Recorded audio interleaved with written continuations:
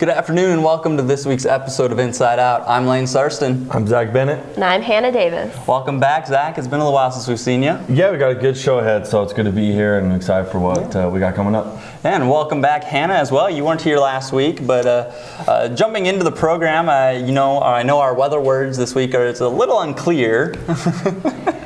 Great joke, great joke. He says that because when I visited Longfellow Elementary last week to talk to my second graders for my project, I told them about fog, so it was unclear because you can't see through fog. So now I'll tell you guys a little bit about why you can't see through fog.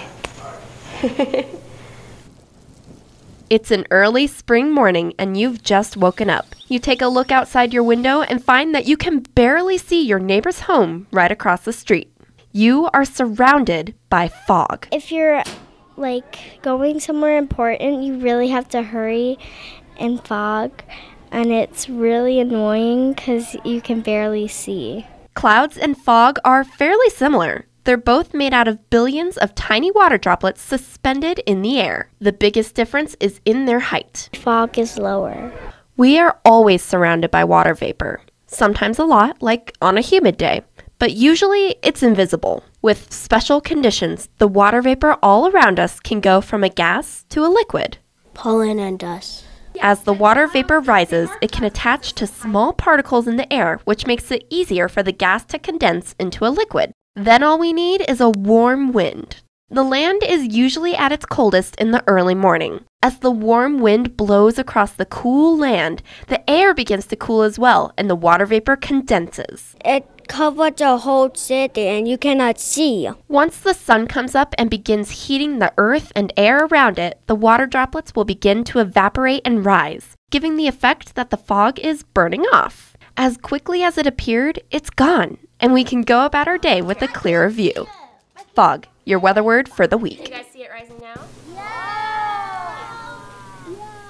And that is actually the second to last edition of my weather words edition, or my weather words project. Let that go and see if it goes Next back. week I'll have optical illusions, and then that's it. It'll be gone, and those will be all the weather words that I have for you. Today my weather word is cold, along with fog, cold. It's about 30 degrees colder than it was this time last week. We're seeing temperatures in the teens. And we almost had some 20s over here in Fargo, but unfortunately it didn't quite make it. And even though we don't have a lot of cloud cover, cloud cover would actually make it feel a little bit warmer, but with the wind happening right now, we have wind in the teens almost across the entire state. So it feels a lot colder than it looks, and especially as these temperatures get lower and lower, that wind chill is going to come more into a factor. For example, for this Minot temperature at 14 degrees, with wind speeds at just 5 miles per hour, that can make it feel closer to 4 degrees, a whole 10 degrees difference. So especially once we get below zero, those temperatures can mean a lot when there's wind in the mix. But thankfully, this week isn't supposed to be too bad. We do have some wind in around 10 miles per hour for most of the week, so it's gonna be pretty awful. I think the best thing I can tell you guys about is Wednesday. It's supposed to be 35 degrees, but that's the best news I really have for you guys for this week. We have two teams traveling to Bemidji, Minnesota this weekend. We have women's soccer on Friday, and it's supposed to be snowing on and off all day, and pretty windy too, so that's really unfortunate. And it doesn't look much better for our football team on Saturday either. Snow and wind as well. So good luck to them as they play in Bemidji, Minnesota, and I'll send it back to Lane and Zach. All right, well, my Lakers were able to pick up a win last night. Didn't beat your Toronto Raptors, but I like where things are heading in that way. Yeah, for sure. You know, basketball's starting up here at Minot State too. Hockey teams are both in action this weekend. Women on the road, men back at home. And then obviously the soccer team. So lots of stuff going on here in sports. Yeah, I'm going to the hockey game tomorrow night. Should be fun. For sure, absolutely. People might say this is the biggest weekend of the season for the Minot State men's hockey team. The team has struggled out of the gate this season and saw themselves fall to number 18 in the rankings. They will be in tough again this weekend as the number 29 Arizona State University comes into town along with the University of Nevada, Las Vegas. It is also Military Appreciation Night for the Beavers, and they'll wear special jerseys and auction them off after the game on Saturday. Puck drops at 7 o'clock, all three games. The women's hockey team is off to the best start in program history. A large part has been the depth of the offense up front. Mackenzie Balog, Vanessa Grimstad, and newest captain Sammy Jo Henry have combined for a total of 81 points to the first 10 games. Good for first, second, and fourth in the nation. This weekend they will head to Brandon, Manitoba to take on the Cougars, the Lakehead Thunderwolves, and the Polar Ice. The Beavers will look to push the streak past 10. The football team will hit the road for the final game of the season. Last weekend at home, it started pretty for the Beavers against the St. Cloud Huskies. The Beavers controlled the game up 23-9, but failed to score any points after that as they fell to the Huskies 30-23. The loss dropped the Beavers' record to 1-9 on the season. They will be in Bemidji State to close out the season on Saturday. Kickoff is at 1 p.m. The soccer team didn't capture the NSIC title against Mankato last weekend, but their strong 13-5 start during the regular season earned them a spot in the NCAA bracket. The team was drawn to be in the tournament on Tuesday. They, like the football team, will draw Bemidji State. This is the third straight season the soccer team is in the NCAA tournament. Soccer team really coming around. They've enjoyed some success the last few years. It's good to see them get drawn in the tournament, and also to see if the hockey team can pick it up again this weekend. Yeah, a couple of Battle of the Beavers there. It'll be a tough fight all around. They just got to wish them the best of luck and hope everything goes well for them. For sure. Hopefully go 2-0 this weekend. Yeah, I'd like to see that. All right, when we come back though, folks, we're gonna, I'll be talking with Jaron Homiston, one of our very own students. He's got a movie that he's been working on all summer, and we're gonna be getting a sneak peek at it. And David Phillips is gonna be having a little bit of fun at Off the Vine. And then all the way at the end of our show today, we'll have Dalen Eddington with the news. Thank you to all of our underwriters.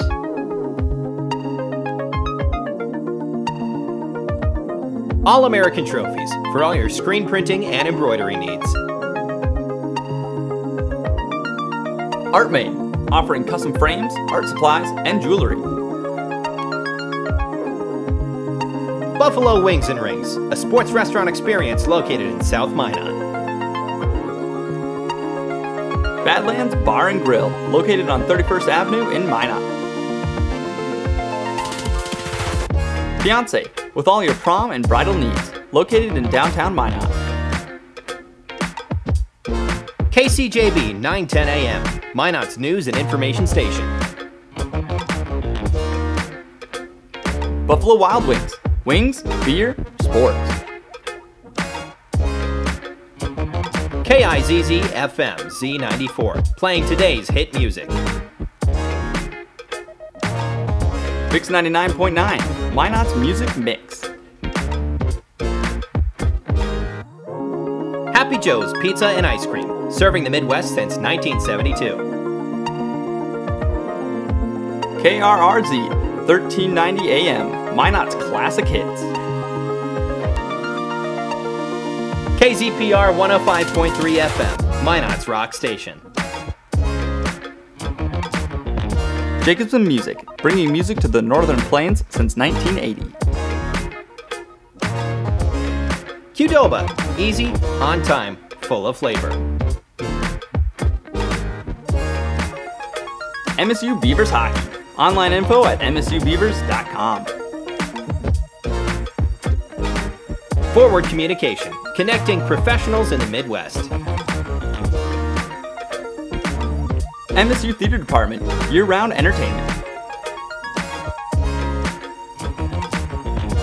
The Red and Green, MSU's student-run newspaper. MSU Bookstore, for all your campus needs. Spicy Pie, pizza, grinders, beer. Magic City Hoagies, locally owned sandwich shop located in Southwest Minot. Taco John's, offering fresh tacos, burritos, nachos, and breakfast. Thrivent Financial, connecting faith and finances. PMQ Entertainment, performing at weddings, proms, and dances. The Pursuit, creating a place in Minot where everyone is welcome. Mouse River Players, community theater since 1971. H-Bar-B Construction for all your oil field needs. Bearscat Donuts, located on Broadway across from Minot State Campus.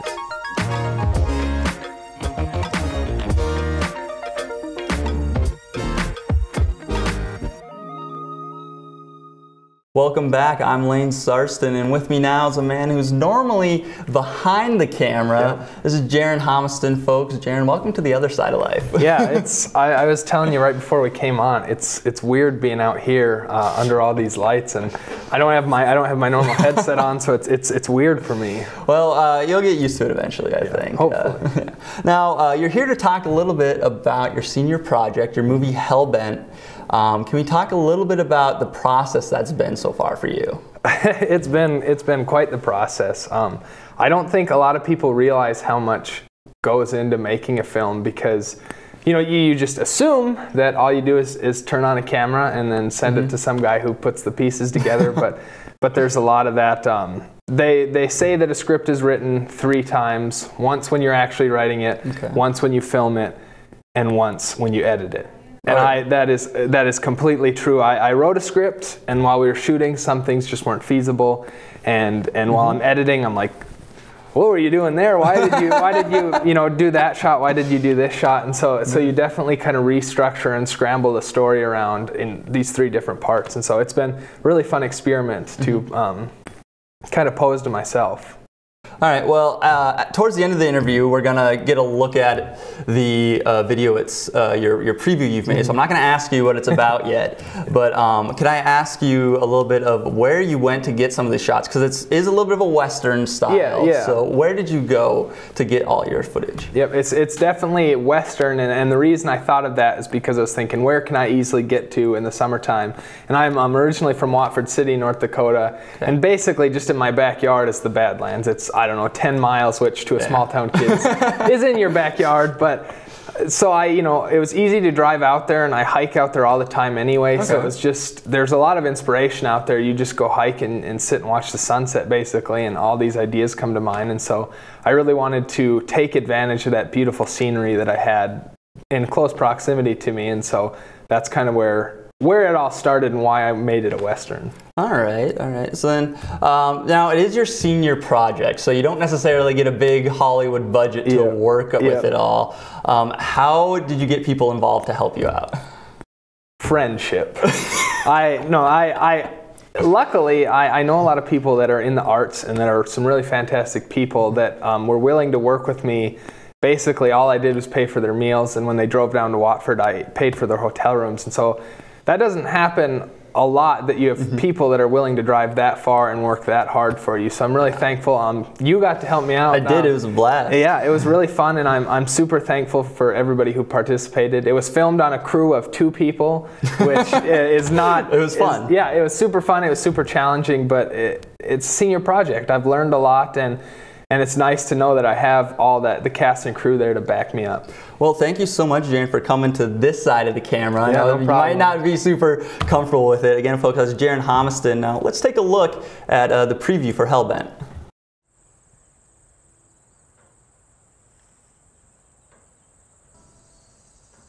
Mind if I find a necklace you got there? Assuming it's your old lady's?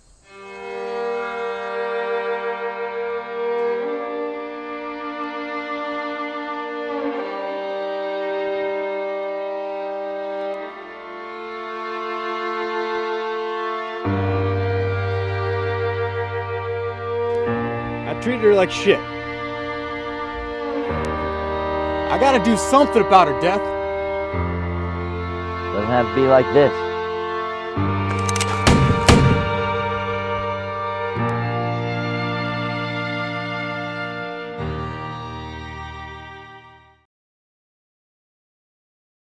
Alrighty, folks, that was Hellbent, written, directed, and produced by Jaron Homiston, one of MSU's very own. We're very proud of him, doing a great job. But now to switch gears, we're going to have a little bit of fun in the, what some might call a little bit more adulty fashion, with David Phillips out at Off the Vine. Look at him. His Live. Hello, everyone. We are broadcasting live from Off the Vine here in Minot, and with me at Kelly Sink, a broadcasting major, communications major at Minot State. We've taken some classes together in classes right now, and you were helping spearhead the Humanities Division Chili Cook-Off. Tell us about that. Yes, I am. So I am taking a promotions activities class with Christina Paxson. For that, you kind of pretty much pick an activity and you promote it. So you could pick business through the social media for the semester, or you could pick an event and completely put that together. So she had mentioned to me that in previous years, students have put together a chili cook-off. So I decided to take that on since I am kind of interested in doing event planning. So since the beginning of the semester, we have kind of planned the entire event. I've collected prizes, some of them coming from Off the Vine, my glorious boss, other local businesses, so it's coming together really well. The cook-off is going to be held next Wednesday in the Black Box Theater at Hartnett Hall from 11 to 1. It's free to all in the humanities departments. We've got students and faculty competing against each other for first, second, and third place prizes. And so you pick the winner. Everybody votes out of, right now I think we've got 6, we might get up to 9 or 10, and then you just get to try all the chili for 2 hours. Well, I think I am really excited about trying to do my own brand of homemade chili, so I'm going to be participating there. And it sounds like a fun event and a way for you to get your hands-on experience and at the same time. Yes. Yeah, we've got some posters hanging up around Hartnett Hall to kind of promote the activity. We might put something up on Facebook and send an email reminder out to people in the Humanities Division to get the word out and get people coming out for the event. All right, well, once again, we have Kelly Sink, the Humanities Division Chili Cook-Off going on November 14th from 11 to 1, and hope to see you out there. All right, with that, let's go back to the studios.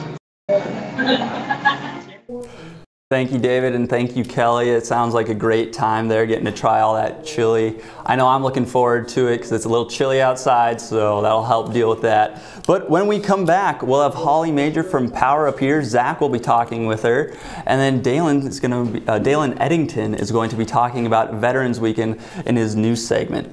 Don't go anywhere. Thank you to all of our underwriters.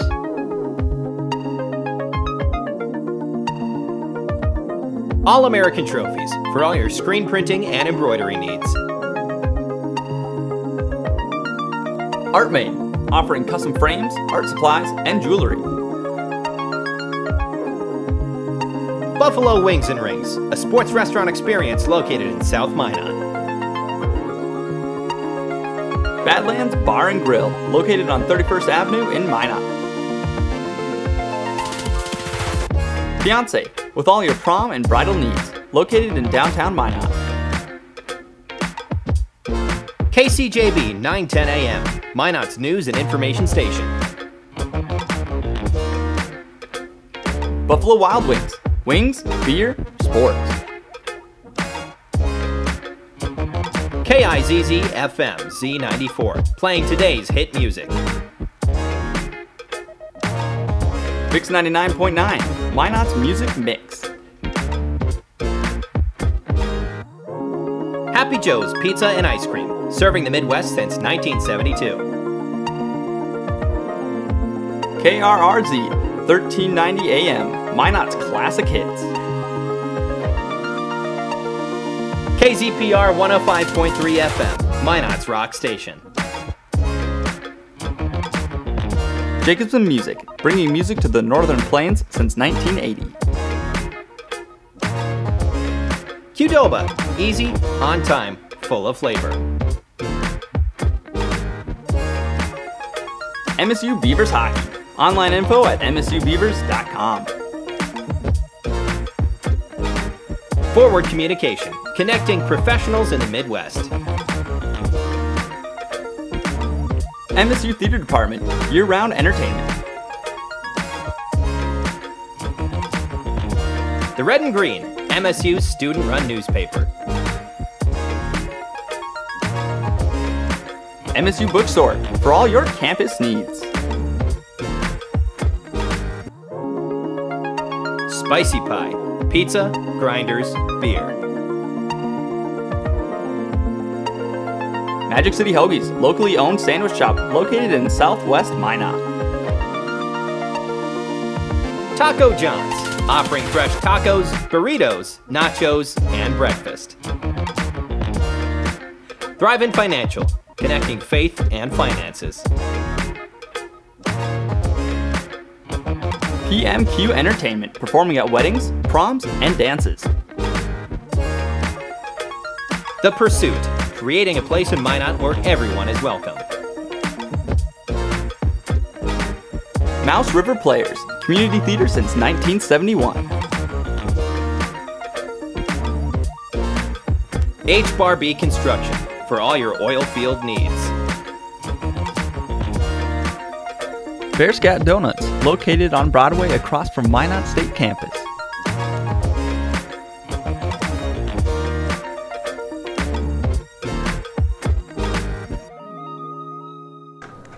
The POWER program has been seeking to uplift and provide students with the best chance to succeed here on Minot State University. Joining me now is Holly Major to talk about the POWER program and all the benefits that it has. So I guess thank you first for joining us. It's a privilege. But I guess the first question for a lot of the people that don't know what the POWER program is, kind of what is the main goal or mission? What are you guys hoping to achieve? Well, POWER is a TRIO student support services program, so student success is our success, literally. Our goal is for students to be successful in college, have good GPAs every semester, persist, be retained, and eventually graduate with a bachelor's degree.